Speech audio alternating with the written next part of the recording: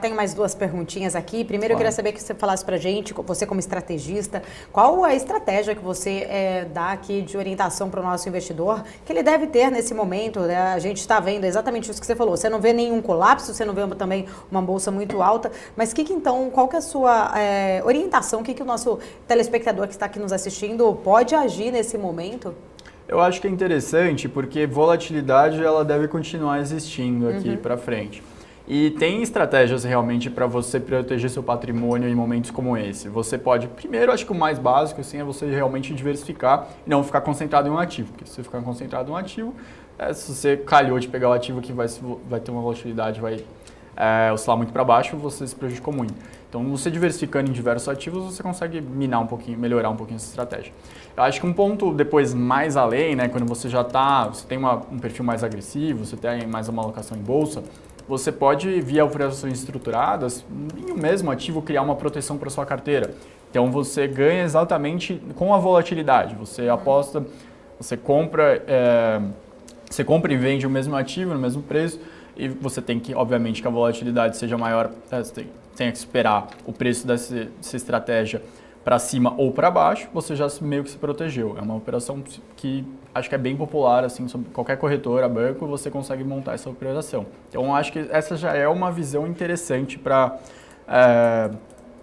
ter uma proteção de volatilidade, né? Eu vejo que muitas vezes as carteiras elas estão totalmente desprotegidas para momentos como esses. Ô, Gustavo, rapidamente, deixa eu só... deixa eu fazer uma da RB, depois eu vou fazer uma outra que eu estou vendo aqui. Tá. Queria que você falasse um pouquinho da RB pra gente. O que vocês estão visualizando de oportunidade? De investimentos? Isso.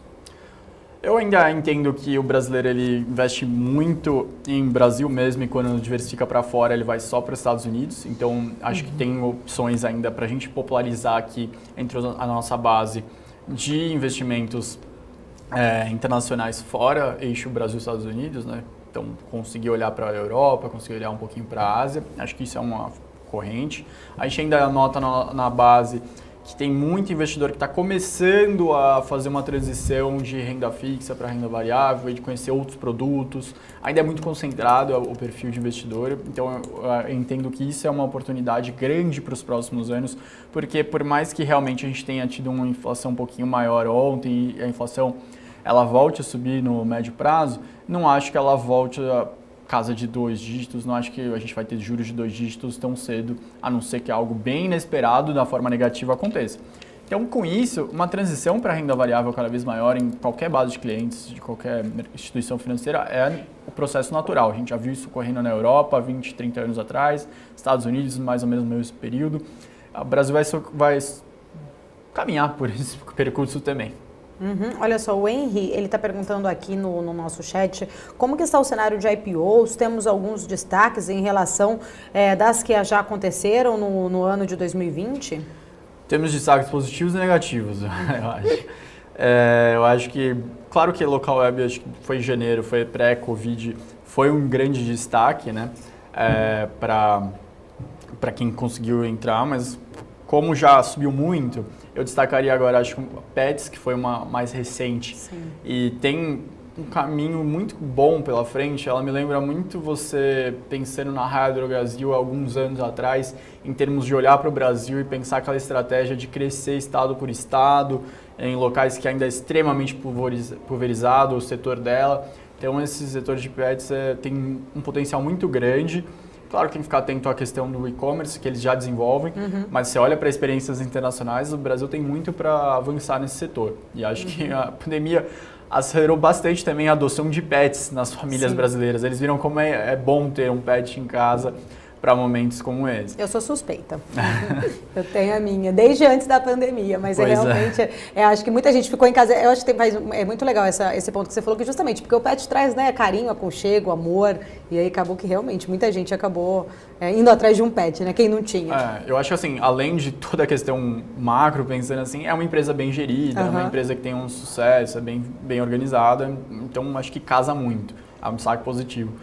Da parte negativa, eu acho que teve algumas empresas, não sei nem se a gente entra em nomes, mas que entraram com IPO com umas propostas meio bagunçadas. Por exemplo, eu não achei a questão do Grupo Soma, por exemplo, uma das mais interessantes, para citar um que eu acho que é um destaque um pouquinho mais negativo, Eu achei que faltou deixar mais claro qual que era o processo de por que eles estavam captando dinheiro, os destinos dos recursos não foram muito bons, vi muito para dividendo, enfim, e eles traçaram meio que vamos destinar uma boa parte dos recursos para aquisições. Só que quando você fazia uma listinha do que podia ser realmente comprado pelo grupo, pouca coisa aparecia como realmente viável. Então, às vezes, no papel fica super bonito, vamos juntar não sei quantos bilhões para aquisições. Só que realmente tem isso para comprar? Ou se ficar só no papel, não se concretiza em valorização dos ativos, né?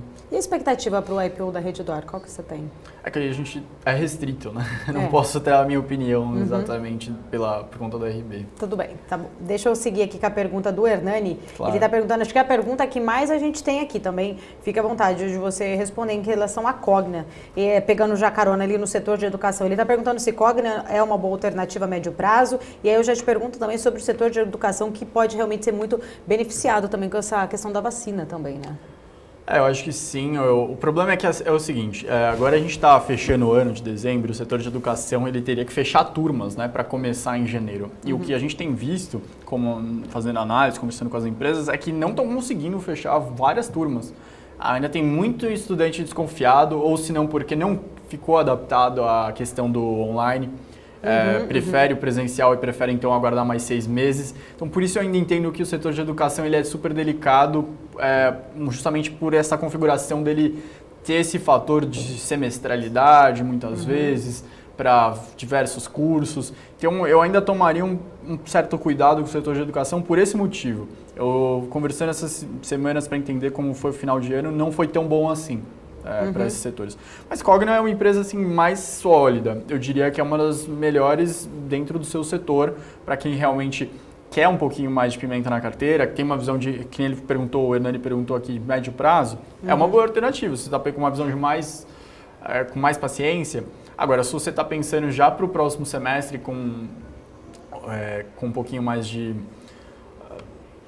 Se você já quer para o próximo semestre, eu acho que aí talvez não é o momento ainda. Ô, Gustavo, rapidamente, a gente falou agora há pouco, na hora que, numa outra entrada da Ananda, falando exatamente da queda dos bancos. Eu estou lendo aqui uma notícia que realmente os bancos estão liderando a quedas com maior movimento de realização de lucros. Os papéis do setor bancário estão liderando as perdas no pregão de hoje, com uma movimentação de realização de lucros após fortes ganhos de ontem. Aí tem aqui, falando exatamente, Banco do Brasil caindo menos 1,35%, Bradesco também caindo 1,74%. Temos aqui a lista aqui de um bloco aqui de bancos caindo nesse momento.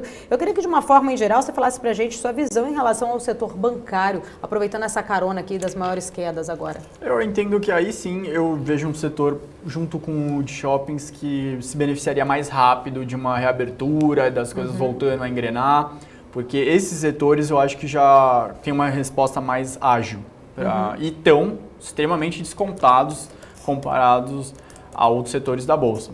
Se você está no momento de realização de lucros mesmo, você já se beneficiou de uma venda, de uma alta boa que teve no varejo, principalmente varejo mais ligado ao e-commerce, agora eu acho que talvez já esteja na hora de você começar a pensar em uma rotação, de você colocar um pouco do seu lucro no bolso e realocar para outros setores como esses que ficaram para trás. Eu acho que o setor financeiro tem sim uma boa perspectiva para adiante. Gustavo, a gente está finalizando aqui, já até estourei meu tempo rapidinho, mas eu queria que você deixasse as suas considerações finais para os nossos telespectadores que estão aqui nos assistindo para esta quarta-feira. Bom, vamos ficar de olho realmente como que vai ser a questão da Yellen, se ela vai ser de fato confirmada. Acho que vai ser super bem recebido. A questão das vacinas tem que ficar atento, toda vez que chega uma notícia de uma pesquisa está dando certo, está sendo bem recebida. Quando que vai ser começado a vacinação nas regiões? Surgiu informações que pode ser até em dezembro em algumas regiões da Europa, Estados Unidos, próprio Brasil, se tiver autorização, porque é uma batalha contra o tempo, né? Os governantes eles querem que a vacinação comece com segurança, mas ao mesmo tempo eles não podem já tirar as restrições nos lugares que estão piores, então fica jogando para baixo a atividade. Então, a partir do momento que tiver mesmo um início, eu acho que tem um impulso bom para a Bolsa, porque a gente vê realmente o pessoal comemorando, mas toda vez ele tem que revisar mais, porque os investidores não sabem quando que vai acabar as restrições. Quanto mais durar, mais para baixo tem que ser revisado a atividade de alguns setores.